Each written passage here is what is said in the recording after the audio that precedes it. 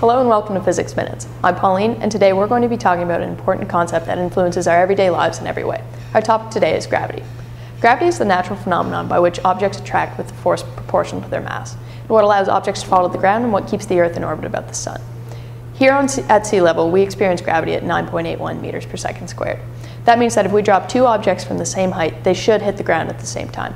But we know from observations here on Earth that that doesn't necessarily appear true. So how does this work? Let's check it out.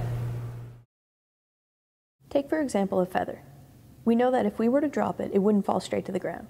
But if we dropped a hammer from the same height, we know it would hit the ground much more quickly than the feather. The reason why they don't hit the ground at the same time is because of air resistance.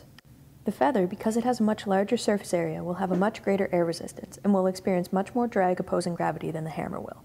If we were able to take away all the air resistance, both objects would hit the ground at the same time. This experiment was actually performed in 1971 when the Apollo 15 spacecraft landed on the moon.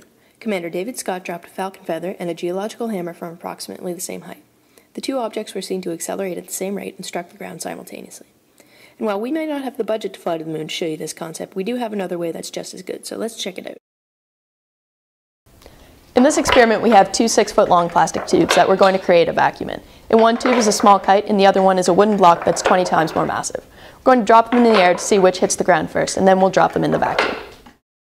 So as of right now, there's still air in the tube, so when we give it a spin, they don't hit the bottom at the same time. So now let's evacuate it.